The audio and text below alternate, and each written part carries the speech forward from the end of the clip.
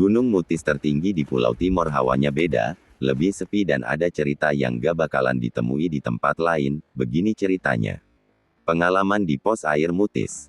Aku naik ke Mutis sendirian. Teman-teman pada cancel karena jalurnya panjang dan gak ada sinyal. Pas banget, aku emang mau lari dari kepala sendiri. Di perjalanan aku melihat ada pendaki lain. Dia sendirian juga, tapi pendaki ini kok aneh banget, pendiam dan tak mau diganggu. Mutis itu dinginnya nusuk, hutan pinusnya rapat, kabutnya turun cepat. Jalur dari Fatumnasi ke puncak itu nanjak terus, dan yang paling terkenal, pos air. Katanya kalau sudah sampai pos ini, maka pendakian minimum Gunung Mutis ini telah dilakukan. Aku pun semakin bersemangat. Akhirnya, jam 1 pagi aku sampai pos air. Pasang tenda buru-buru karena hujan gerimis. Dingin menusuk tulang. Entah kenapa pos ini sepi dan tidak tahu kemana perginya pendaki lain yang kujumpai di perjalanan tadi. Tidak usah dipikir, aku harus istirahat agar pagi hari aku bisa melanjutkan lagi perjalanan. Saat mau memejamkan mata, di luar terdengar ada suara-suara dan aku kira suara itu adalah pendaki tadi yang baru tiba. Aku pun keluar tenda, senter nyorot ke pohon pinus. Gak ada siapa-siapa, cuma kabut dan suara jangkrik. Mungkin cuman perasaanku saja. Aku tutup telinga saja. Dingin bikin semua penghangat gak mempan. Jadi gini, kalau di gunung dingin banget plus capek plus kurang tidur plus kurang makan, otak kita bisa ngaco. Aku pikir ini bukan kesurupan ya. Di dalam benak aku harus membuat tubuh ini tetap hangat untuk hindari hipotermia, suhu tubuh turun di bawah standar.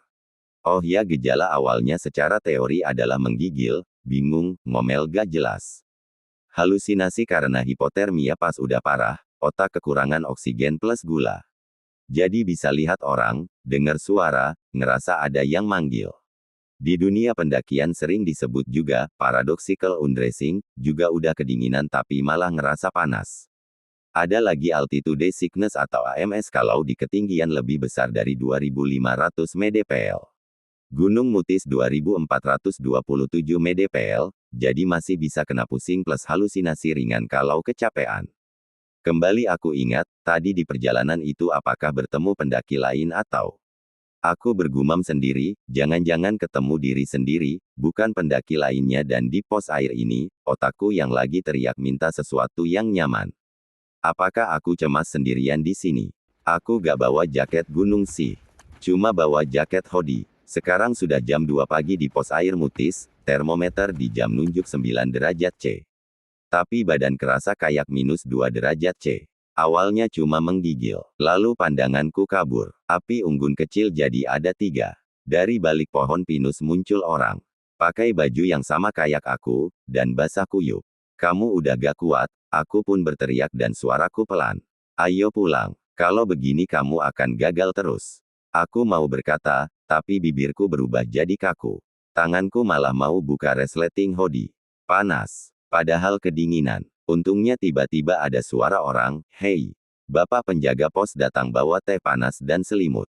Dia langsung peluk aku pakai sleeping bag. Pas sadar jam 6 pagi, matahari udah naik.